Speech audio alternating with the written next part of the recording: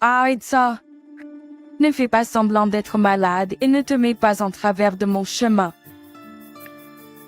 Tu n'es qu'une femme au foyer. Mon mari. Matt a secoué maman alors que je titubais, malade, et a quitté la maison avec colère. J'avais toujours cru que le mariage consistait à s'entraider en cas de maladie et en quête de bonne santé, mais Matt m'a laissé derrière. Le mot désespoir a traversé mon esprit alors que ma conscience s'estompait lentement. La personne qui m'a tendu la main à ce moment l'a été quelqu'un que je n'aurais jamais pu prévoir. Je m'appelle Sophie, j'ai 32 ans. Je me suis mariée avec mon mari qui a le même âge il y a environ 1 an et nous vivons une vie normale. Comme nous nous sommes rencontrés au travail, il m'a soutenue lorsque j'ai dit que je voulais continuer à travailler après notre mariage. Nous travaillions tous les deux, alors nous partagions les tâches ménagères. Cependant, mon mari n'était pas très bon dans les tâches ménagères, alors je lui ai finalement demandé de ne faire que les choses simples. Mon mari avait aidé activement aux tâches ménagères, sans montrer aucun mécontentement, alors je n'avais aucune plainte concernant notre vie conjugale. Puis un jour, après avoir eu de petits problèmes de santé, j'ai visité le médecin et j'ai appris « Félicitations, vous êtes d'environ cette semaine ». À ma grande surprise, j'ai découvert que j'ai des enceintes. Ce jour, là, mon mari et moi avons partagé notre joie ensemble. Je vais être papa. C'est assez difficile à croire.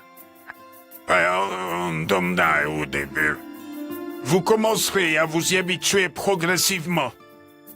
Nous avons parlé ainsi, en nous réjouissant de ce que l'avenir nous réservait. Je pensais qu'un avenir heureux nous attendait certainement. Contrairement à mes espoirs, la réalité a pris un tour différent. Et alors, comment s'en est, il du dîner? C'est ton tour, non? Et tu n'as même pas nettoyé la salle de bain. Je suis désolée. J'ai été tellement malade aujourd'hui que je n'ai rien pu faire. J'étais dans un tel état que je ne pouvais faire que respirer à cause d'une nausée matinale sévère. Me sentant nauséeuse tout le temps et à peine capable de me tenir debout. Je passais mes journées au lit. Impossible de me rendre au travail. Je manquais beaucoup de jours. Mon mari n'a pas essayé de comprendre ma souffrance et était impitoyable. Tu chômes au travail et à la maison, non? Du point de vue de mon mari, je semblais être une grande paresseuse. Et il a commencé à montrer son mécontentement plus ouvertement avec des soupirs exagérés. Et ne te gâte pas juste parce que tu es enceinte. Tu t'attends à ce que je fasse aussi les tâches ménagères, même si je travaille à l'extérieur. Que tu m'aimes être mère comme ça? Parfois, je me demandais comment il pouvait dire de telles choses. Mais pour mon mari, qui rentrait à la maison stressé par le travail, une femme qui ne pouvait même pas faire les tâches ménagères a dû être une gêne.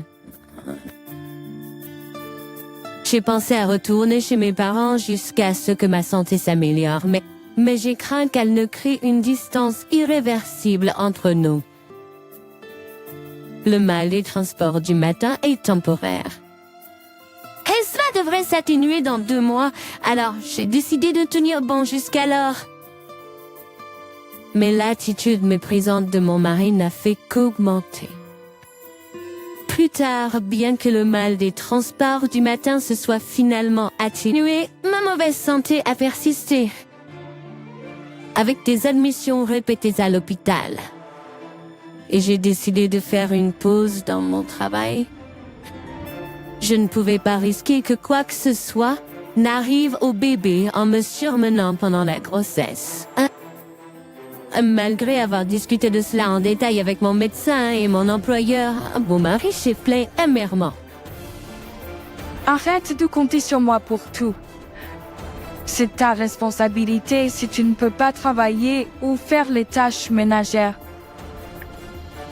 Il avait pu être raison, mais mes décisions étaient toutes pour protéger notre enfant à naître.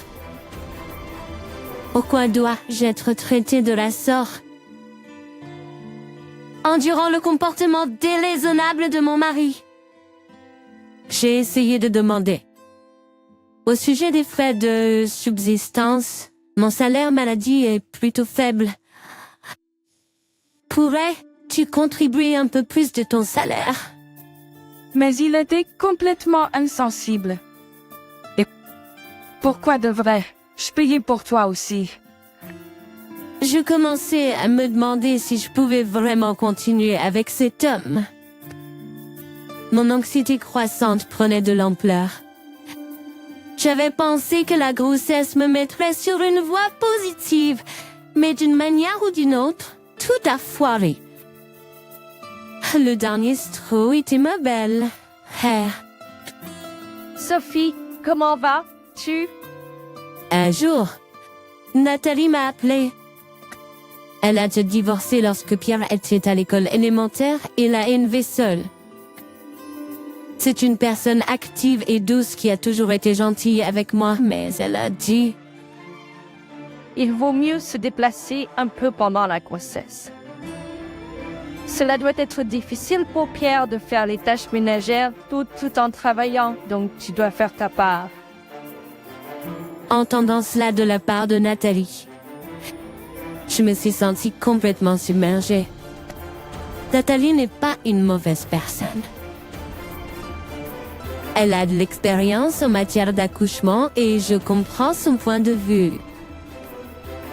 Mais à ce moment-là, tout ce que j'ai pu entendre, c'était « Ne sois pas paresseuse, fais tout le ménage. » Si vous ne travaillez pas, c'est encore mieux. Oui, vous avez raison. J'avais pensé à confier à Nathalie l'injustice de mon mari. Mais en me sentant complètement isolée par son manque de compréhension, j'ai abandonné.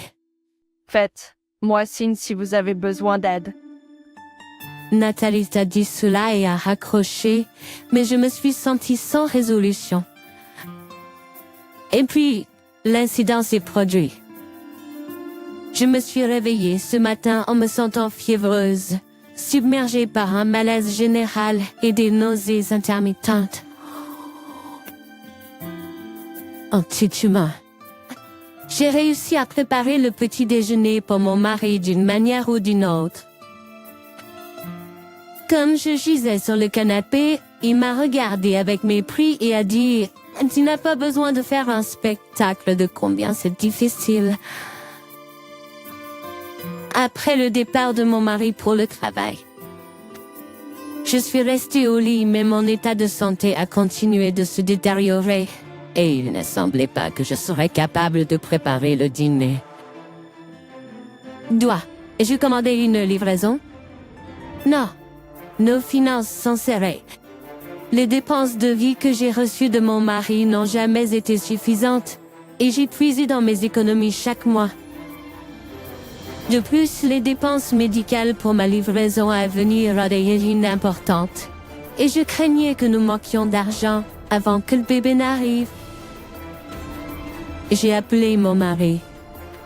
Je ne me sens vraiment pas bien aujourd'hui. Je suis désolée, mais je ne peux pas préparer le dîner. Pourriez-vous prendre quelque chose? De quoi parlez-vous? Vous n'êtes qu'une femme au foyer.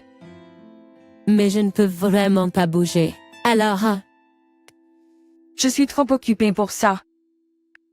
Si c'est du shopping, vous devriez le faire. Ne fais pas faire cela à ton mari. il a accroché brusquement et j'ai pleuré silencieusement. Après un moment, j'ai entendu la porte s'ouvrir en trombe. Mon mari était rentré. Salut Pierre, qu'on est? Il du dîner. Je sors boire un verre. Et je dînerai dehors. Je n'en ai pas besoin. À ce moment-là, j'avais de la fièvre et je pouvais à peine me tenir debout. Je lutte vraiment aujourd'hui. J'aimerais que tu restes avec moi. Je supplie. Mais il a secoué ma main en disant Arrête ça. Ne te mets pas en travers de mon chemin. Tu n'es qu'une femme au foyer.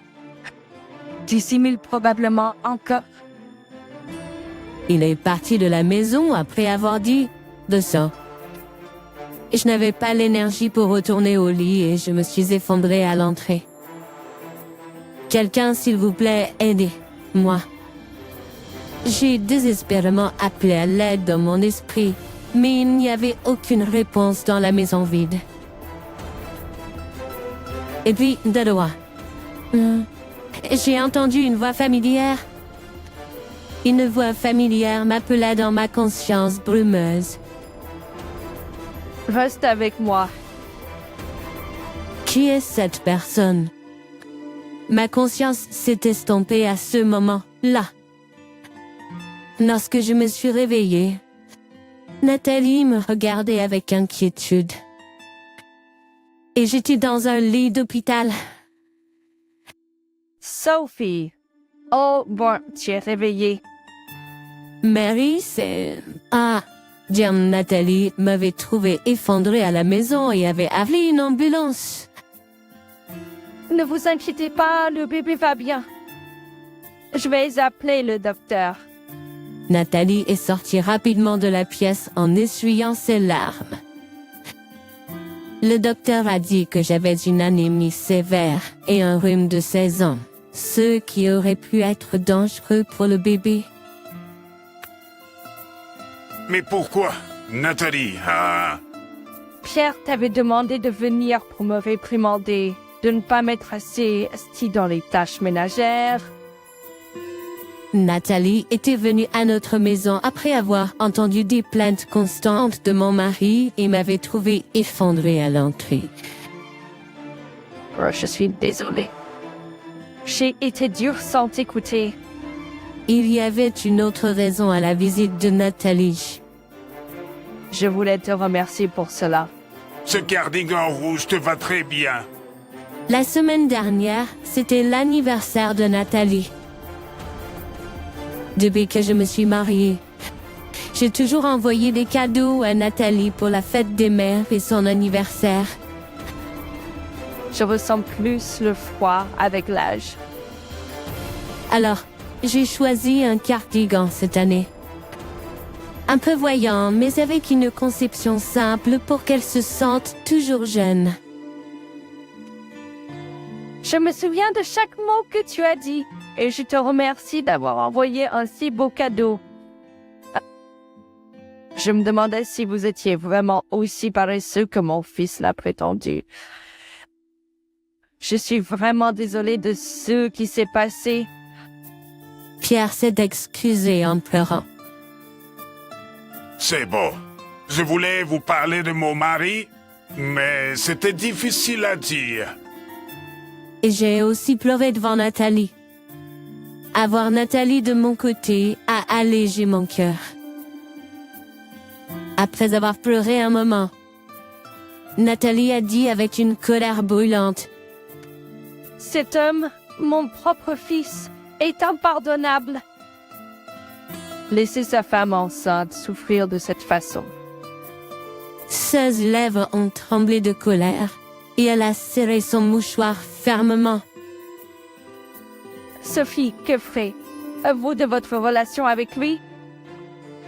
Lorsque je lui ai partagé honnêtement mes pensées, Nathalie a hoché la tête en accord. Je suis de votre côté, toujours à vos côtés. Encouragée par les paroles réconfortantes de Nathalie, j'ai décidé de prendre des mesures. Après une semaine à l'hôpital, J'ai été libérée de l'hôpital avec Nathalie à mes côtés.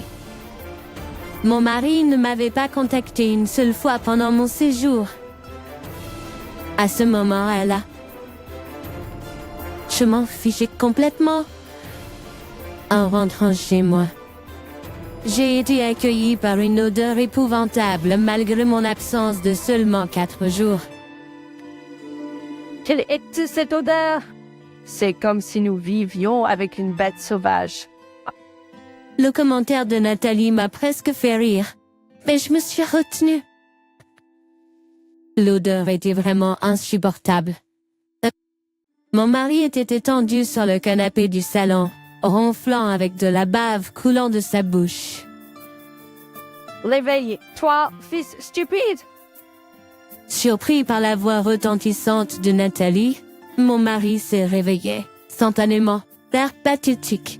Et il s'est mis à se plaindre auprès de moi, mais Nathalie l'a interrompu. Sophie est à l'hôpital. Quel désordre! Même un zoo serait plus propre. Nathalie avait raison. En seulement une semaine, notre maison s'était transformée en décharge. L'évier débordait de bouteilles de bière vides et de restes de nourriture. Des serviettes humides et des sous-vêtements traînaient de partout. Et le sol était collant comme si quelque chose avait été renversé. Geneviève possédait sans eau. Quelle sorte de vie as-tu vécu? Je marmonnais et mon mari me dévisagea. Ne fais pas l'important. C'est à cause de toi. Je doute même qu'un bébé ferait un tel désordre. Tu ne peux vraiment rien faire tout seul, n'est-ce pas? J'ai exprimé mon opinion calmement. Après tout, c'était la vérité. En y réfléchissant, je me suis rendu compte que je gérais très bien le nettoyage et le linge. Quand j'étais à la maison, cela n'avait jamais l'air d'une cage dans un zoo. Je n'aurais jamais cru que mon mari serait un singe aussi incompétent en matière de vie. Pourquoi es-tu parti voir Sophie et est sorti? La présence écrasante de Nathalie a complètement soumis mon mari. Quel que soit l'âge, les hommes sont toujours faibles face à leur mère. Je pensais, ce n'est pas ce que tu penses. Elle était juste enfantine, disant de ne pas aller boire. Est-ce ce que tu dis que Sophie, avec sa fièvre élevée et son visage blême, faisait semblant? Es-tu hors de toi? Même l'habituellement calme Nathalie le réprimandait bruyamment. Mon mari m'a juste dévisagé silencieusement. Comment oses-tu me dénoncer? J'ai presque entendu sa voix intérieure m'accuser de donner des commérages. Puis il a marmonné mécontent. Ne te prends pas la grosse tête. Je t'ai soutenu tout ce temps. Dans le passé, je pourrais avoir été intimidée par de telles paroles de sa part. Mais puis maintenant, je ne suis plus aussi faible. D'accord, alors je n'ai plus besoin de ton soutien. Je suis prête à cela. Je dis que je n'ai plus besoin de toi. Quelle femme voudrait être avec un bébé grandi qui ne peut rien faire tout seul? J'avais épuisé ma patience avec mon mari.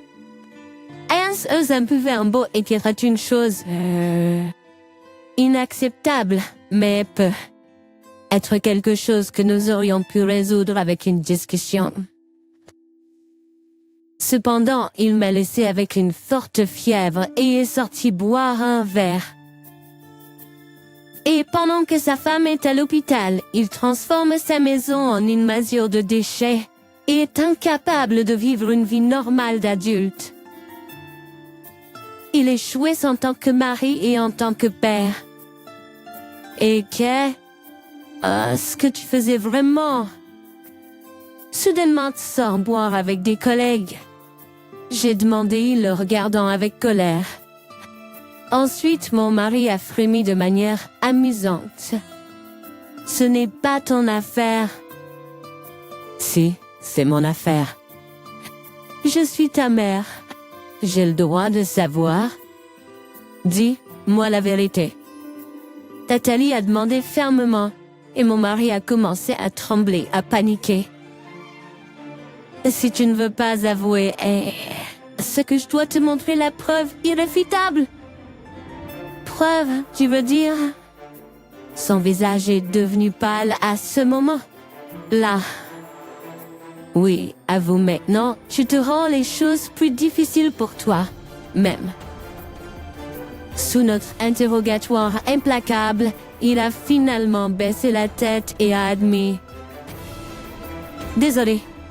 En bref, il avait une liaison avec une collègue féminine depuis que je suis enceinte, et les tâches ménagères et ses soins sont devenus difficiles. Une histoire cliché trouvée n'importe où. Comment s'appelle-t-elle? Quel département? Combien de fois vous rencontrez chaque semaine? Nathalie et moi avons bombardé mon mari de questions. J'ai arrêté le mode enregistrement sur mon téléphone portable. D'accord, preuve obtenue. Merci de parler avec autant d'honnêteté. En souriant, le visage de mon mari s'est à nouveau durci. Tu m'as trompé. Oui, qui aurait pensé que tu me trompais vraiment? Grâce à toi, nous n'avons pas eu à engager un détective. Beaucoup remercié. Tu m'as trompé. Mon mari, rempli de frustration, a commencé à m'accuser de son infidélité. Son raisonnement était incompréhensible. Tu étais juste en train de faire semblant d'être malade pour avoir ma sympathie, n'est-ce pas? C'est réciproque. Pas du tout. Regarder mon mari refuser d'admettre ses torts me faisait me sentir encore plus malheureuse. Ensuite, Nathalie a poussé un profond soupir et a murmuré. Égoïste, tyrannique, trouvant toujours des excuses. Tu es exactement comme ton père que j'ai divorcé. Tu le sais? Papa? Mon mari a été choqué par les paroles inattendues de Nathalie. C'est vrai? Mon mari n'aurait jamais imaginé être comparé à lui. Je ne me suis jamais enivrée et n'ai jamais fait de scène. Nathalie faisait référence à autre chose. Ton père m'a aussi laissé seule pendant ma grossesse pour aller boire, non? Les hommes finissent par ressembler à leur père. Je n'aurais jamais dû te laisser me voir après ton enfance.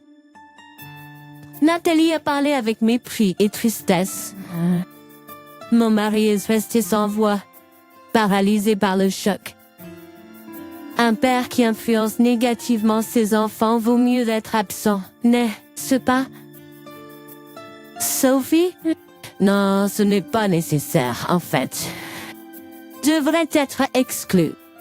Après avoir entendu la raison parfaitement valable de Nathalie pour le divorce, mon mari, sans voix, a reçu les papiers de divorce de ma part. Mais il s'accrochait toujours à nous. Réfléchissons encore à cela. Nous attendons un bébé. Réfléchissons encore à cela. Nous attendons un enfant. Calme, toi d'accord? Son ton suppliant était comme celui d'un enfant qui supplie sa mère. De quoi parle? Cette période est révolue depuis longtemps. Que devrais-je faire maintenant? Alors qu'il se couvrait le visage de détresse, regardant à travers ses doigts, il lui restait encore un peu de combativité. Nathalie a porté le coup final. Arrête ça! Si tu continues à t'accrocher à Sophie, je mettrai fin à notre relation de mère et de fils. Qui fait tout?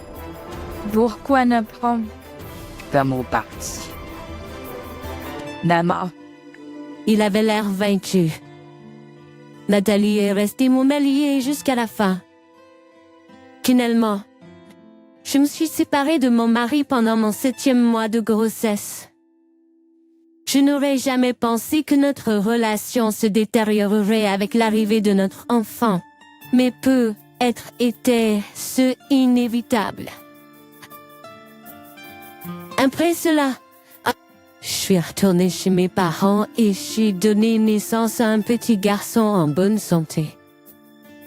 Mes parents ont été choqués car ils ne savaient rien jusqu'à ce que je rentre chez eux avec un ventre de femme enceinte. Un avocat recommandé par mon père a géré les négociations de divorce et nous avons obtenu une indemnisation pour le préjudice moral et financier que j'ai subi. J'ai également veillé à ce que la femme en cause participe à l'indemnisation. Après le divorce, mon ex-mari est venu plusieurs fois chez mes parents, suppliant de voir l'enfant. Quand ça l'est, vous versez la pension alimentaire. Je répondrai avec une pointe de sarcasme.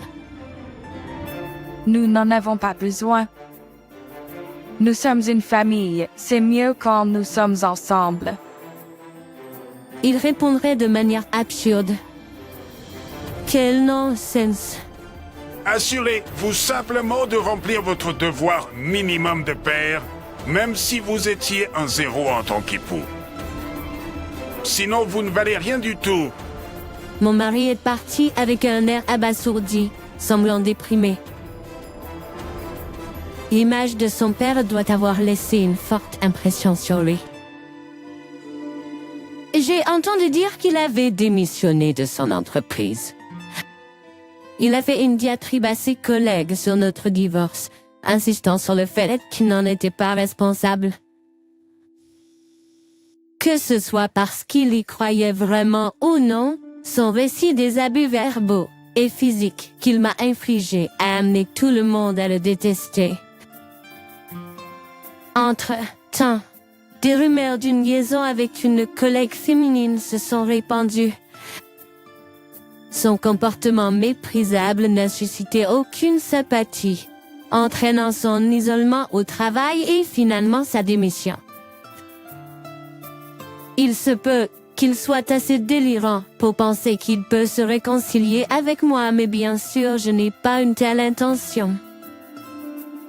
Sophie, tu reprends le travail bientôt et c'est... Je sais pas. Comment vas-tu? Oui, beaucoup mieux maintenant. J'ai besoin de travailler pour ce petit... C'est une mère dévouée pour toi.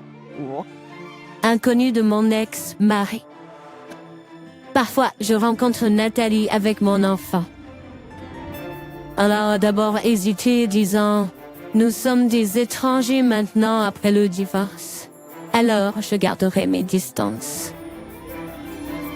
Mais quand je lui ai dit « Tu es une sauveuse pour moi et mon enfant », elle a heureusement tenu mon fils. S'il te plaît, apprends. Moi, les ficelles en tant que mère célibataire comme moi. Laisse-moi faire. Travaillons ensemble en tant que camarades ou comme des détectives qui ont fait tomber un méchant. D'une certaine manière, Nathalie et moi sommes devenus plus comme des meilleures amies que des belles sœurs. Ce n'est pas une mauvaise relation du tout. Mais parfois, je m'inquiète. Tu es exactement comme ton père. Les mots de Nathalie résonnent encore dans mon esprit. Mon enfant deviendra il comme son père un jour. Ce que je crois que le sang est plus fort que tout. Cela ne sert à rien d'y penser maintenant. C'est dans plusieurs décennies. Je me suis juré de lui apprendre que le mal est le mal et de lui inculquer l'importance de la gentillesse et de l'empathie envers tous. Mon fils n'est que mon fils, Rien de plus, rien de moins. En tant que mère, mon seul rôle est de consacrer ma vie à son éducation. Le soleil d'hiver qui transperce doucement le ciel froid semblait m'encourager.